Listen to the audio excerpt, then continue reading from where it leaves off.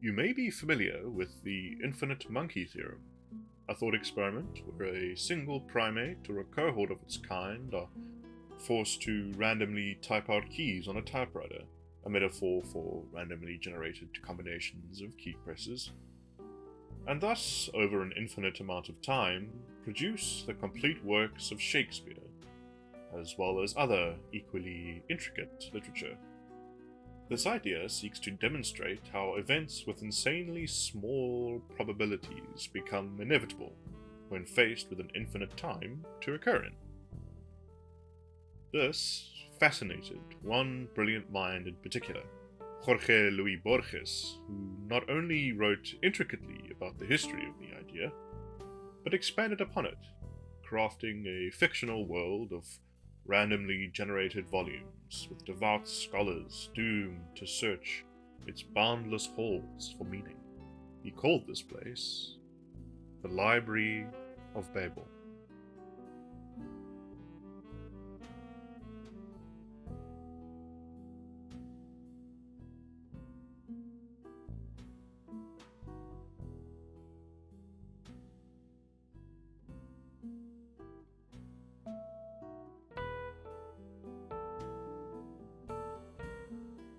In his non-fiction essay The Total Library, written in 1939, Borges traces the origin of this concept back to ancient Greece.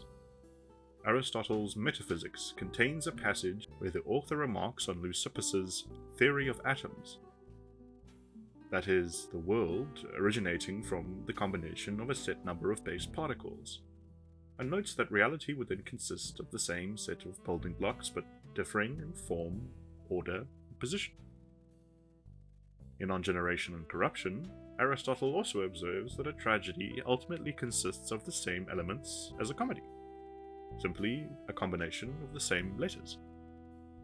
This idea that all variety in creation, specifically in reference to art, is simply a combination of the same base elements, was present throughout history, being argued both for and against. The explicit simian form mentioned earlier only came in 1913, with Émile Borel, the French mathematician. But Borges's Total Library was inspired by Kurt Laswitz, who expressed a similar idea in his tale The Universal Library, written in 1901. Laswitz's version, originating from a scientific mind first and foremost, focuses on the practicalities and limitations of such a collection, from the font size to the symbols, with limitations of 100 possible characters, extended from 26 due to the necessity for scientific notation and other denotations of meaning not found in the original alphabet. With the books limited to 40 lines and 500 pages, the number of volumes would be calculated at 10 to the power of 2 million, a number so large that it would span 2 miles when written out. If each book were 2 centimeters thick, packed into volumes, there would not be enough space in the known universe to contain them. As Laswitz notes, the figure is not infinite, it is a finite figure. The mathematics of it are flawless.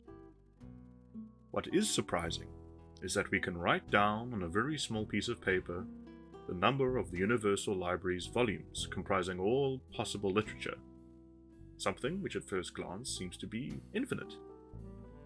But if we try to then visualize it, for example, try to find a specific volume, we realize that we cannot grasp what is otherwise a very clear and logical thought, which we evolved ourselves. Where Laswitz's brilliant scientific mind ended, Borges's gift for exploring the abstract and fantastical began.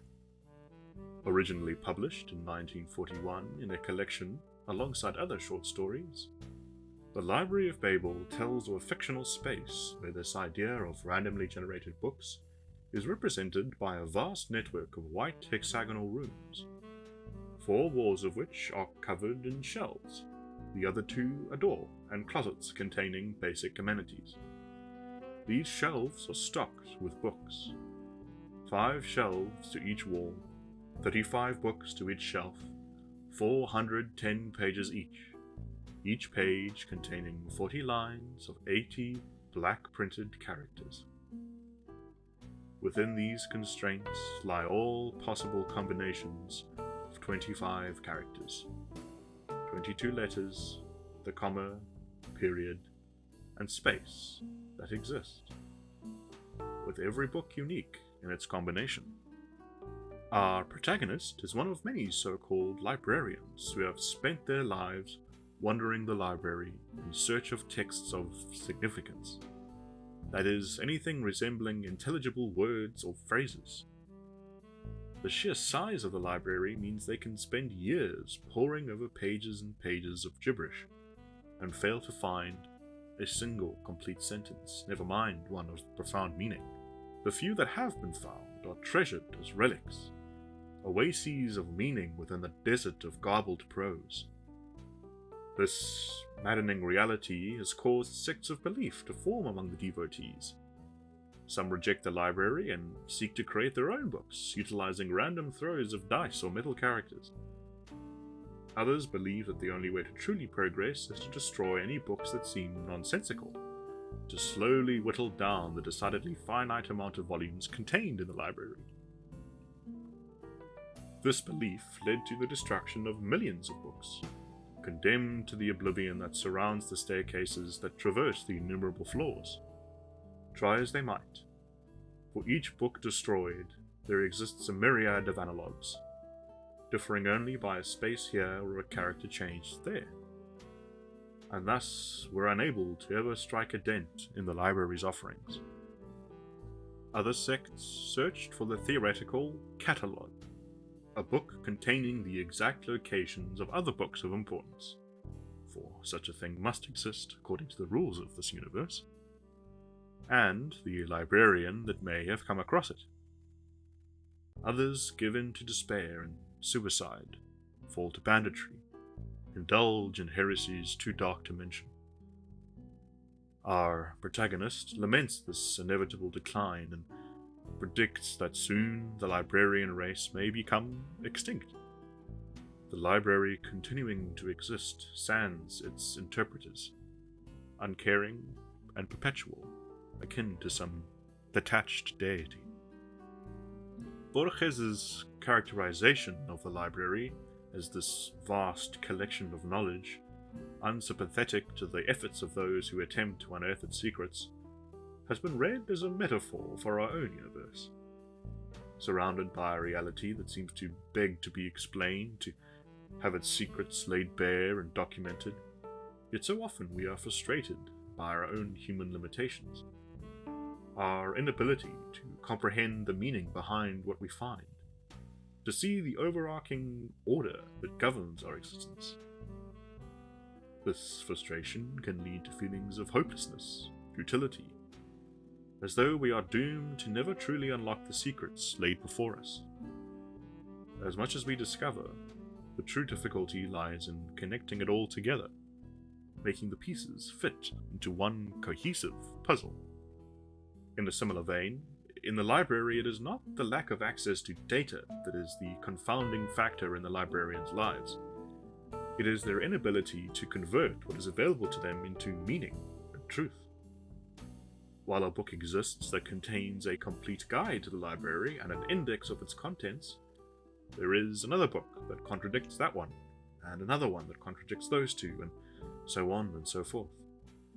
For every volume that contains one assertion, there are many more that contain opposing information, and even more that muddy the waters between the two. Such a reality that contains all knowledge, but that knowledge remains unverifiable, may as well contain none at all. Truth requires a falsifiable premise. One cannot decide between opinions if none of them can be proven incorrect. Even the library itself resists classification. Assumptions made about its finite nature can't be proven, as our protagonist knows of no one who has ever reached its end. It's a unique hell, to be sure, one that is brushed up against whenever we stray too far into abstract theorems and theoreticals, threatening to turn our own philosophers to madness. Retreating back from the abstract, with our modern advances, surely we are able to make use of such a theoretical library far more than in Borges's day. The answer is yes, as proven by the Library of Babel's online equivalent, created by Jonathan Basile, which contains not only the ability to randomly jump to any book and page, but search for specific strings of text. It also allows you to highlight English words of 3 characters or more, which makes trawling for discernible meaning far easier. While the chance of finding anything significant by randomly exploring the algorithm is still minute, it's still far more than those wandering librarians had at their disposal. The underlying principle of the library, generating every iteration of a combination of all items in a set, in our case letters and punctuation, can be used for more than just books. For example, if we select a number of colors defined by hex codes and assign them each to a pixel on a grid, we can similarly generate all possible combinations of this display. This generated collection would contain all famous paintings and photographs, if enough pixels were allocated to make them discernible, as well as every photo you have ever been in, or ever will be in. In a similar manner, if we take an instrument, make a set of all notes that could be played with that instrument, and set it to play 1 note per second over the course of 3 minutes, we could generate crude imitations of all possible songs played by that instrument. We could improve this by adding breaks to the set number of possible notes and increasing the playing iteration from every second to half second, and having multiple layers generated together to mimic notes played simultaneously, etc., etc. In this collection would be grand symphonies all the way to modern pop hits, plus the exact tune your cat played when it briefly landed accidentally on the keyboard. The infinite library is a concept that is difficult to comprehend initially. Borges' Library of Babel gives us a way to easily digest what is a strange pill to swallow. The irony of a collection of all possible knowledge and the inability to parse any truth from it. Just as Borges expanded upon Laswitz, others have come after and expanded upon the Library of Babel in other avenues, be it Robert Standish's theory of nothing, or Basile's practical modern iteration. As modern advances with AI and machine learning allow more and more meaning to be extracted from vast amounts of data, perhaps a new kind of librarian shall soon enter the library, one possessing the tools required to unearth the potential that lies dormant within its many pages.